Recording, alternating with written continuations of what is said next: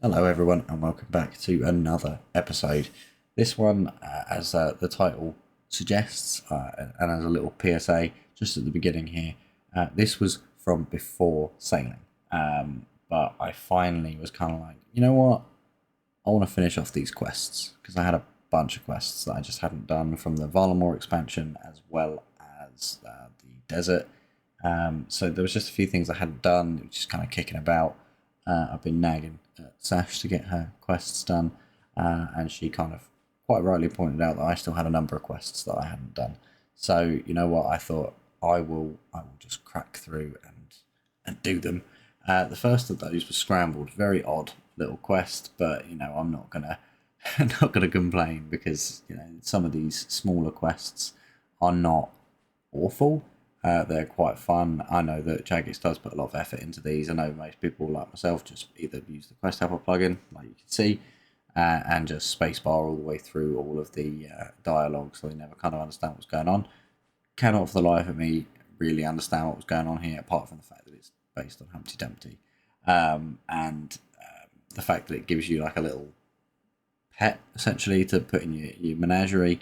I'm not going to complain about that either. So yeah, just right at the end of the quest, obviously putting the Humpty Dumpty essentially back together again, and then just getting a small XP reward at the end.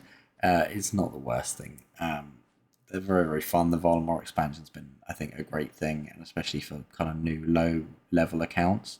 There's a lot offered there that wasn't there before in the game, so nobody's going to complain about that either.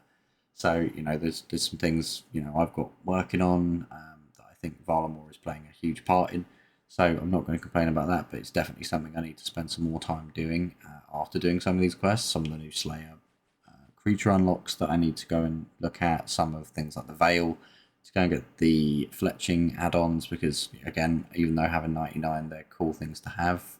As I pointed out in the last episode, having the fletching knife for something like doing Wintertodd would be impactful, I assume, to give me more points, not going to necessarily give me more XP. Which ultimately, if I'm going for the Phoenix, I'm in it for the long haul, it's going to be millions and millions of XP. So getting to the 200 mil quicker would actually be helpful. I really hope I don't have to go to 200 mil fire making XP just to get the Phoenix. I do have it on my main. Got it very early on in my main, so it's a little bit disheartening. I don't have it already on the iron, but it is what it is, and it'll be something that I will get eventually. So yeah, just finishing off that, a nice little putting it back together, rotate it around again. I don't think it'd be that difficult without the Quest Helper plugin, but I think I'm just a very lazy OSRS player, and I prefer to have that together. Um, but yeah, complete these, and hopefully then unlocks a few different things that I haven't done already. Obviously, some of these as well unlock some things that are very good for the mid game accounts that people I think have overlooked, and will definitely change how a lot of people progress through the game.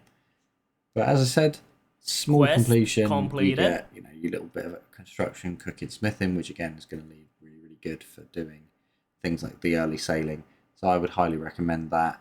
This is kind of what I hinted to the new Slayer creatures. These stalkers give a particularly good or reasonably good offhand. It's just not something that, because obviously getting 99 Slayer, I'm kind of focusing on the wilderness side of doing Slayer now, trying to get the wildy stuff done. It's not something I've looked at, but I know that this offers a very good offhand weapon that's worth getting. Same with getting like a load of the antelope for the crossbow. It's definitely a good idea to go and do. It's something that I've kind of got Sash doing with her range progression, going obviously from the bone crossbow to the hunter's crossbow. It's been a big change because the ability to get the ammo is a lot easier than something like the rune crossbow. So yeah, that's what she's been using. It's proved really good, and I've been surprised at how good it actually holds up. Quest Um, but completed. again, not a bad little dump of XP from a relatively short and relatively easy quest. So yeah, I'd highly recommend getting any of these done as soon as possible. This coming up now is kind of the only one of the desert quests that I've not done.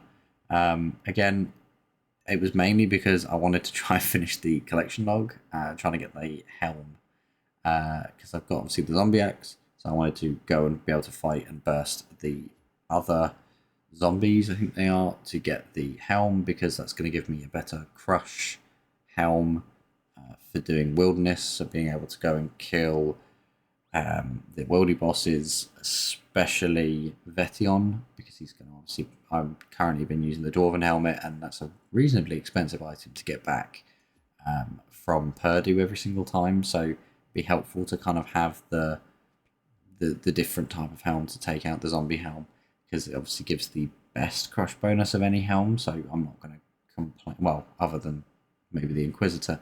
So I'm not going to complain about having it just as an option. So it will be something that I'll go and do, because I can't imagine bursting these will take too long. I don't think it took me too long to get the zombie axe.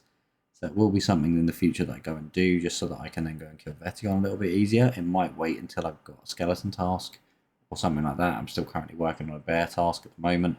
So trying to go after Artio, because I don't think going and killing the main version is going to be worth it, whereas killing just Artio itself with the blood bark and things like that, it makes it a lot easier.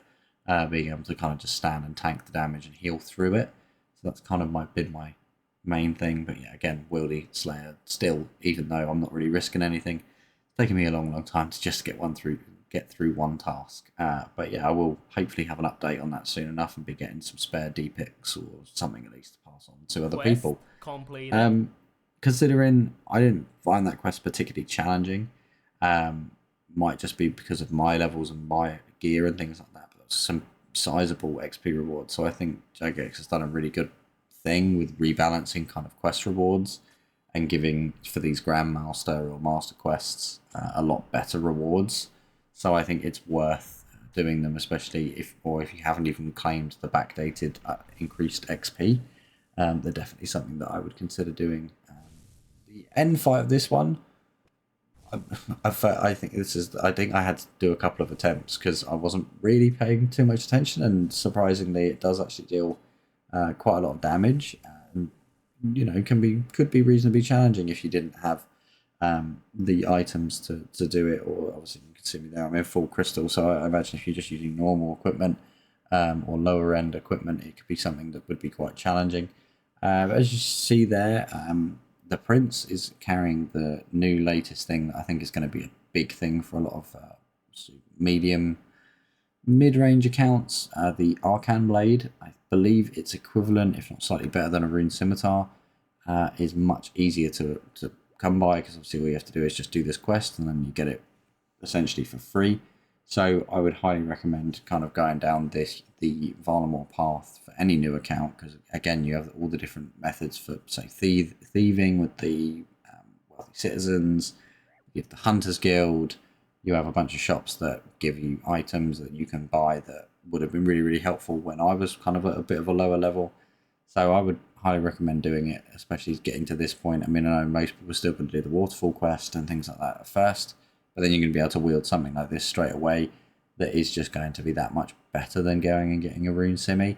And I think also would give a lot better path for something like, these region locked Iron Men or region locked accounts. Going to Varlamore, you're going to have such a good option and such a good range of different equipment, rather than just being like, oh no, I don't have that, so you have to skip over something to be able to then get to Dragon or something like that. You can kind of, there's a lot of in between steps that are brand new, so it's really worth it. And I think I'm going to be spending a lot more time here, especially now that I've kind of just looking to round things out.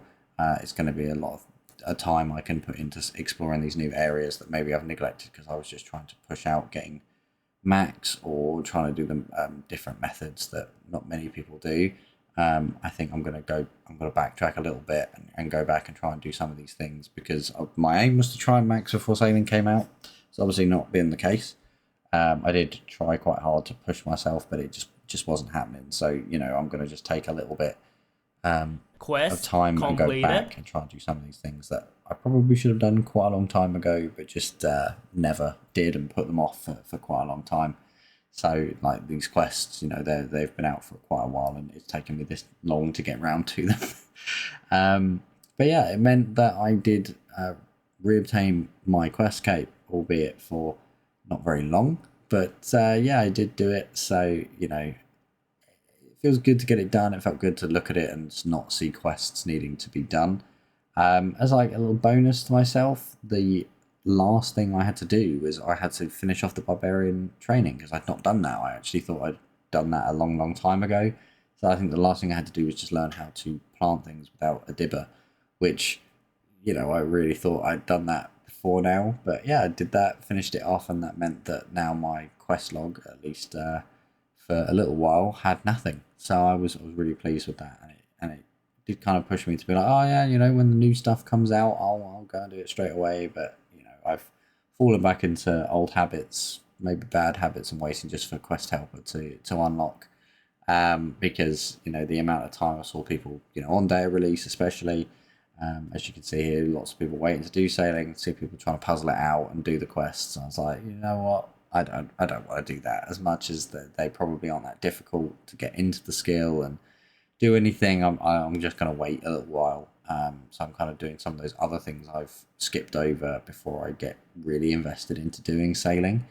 I've seen a lot of things change recently in terms of XP rates and the way things are done and things that were changed on the day of release. So it's definitely going to be something that I will dive into, just not quite yet. But for now, that is going to be it for this episode. Until next time.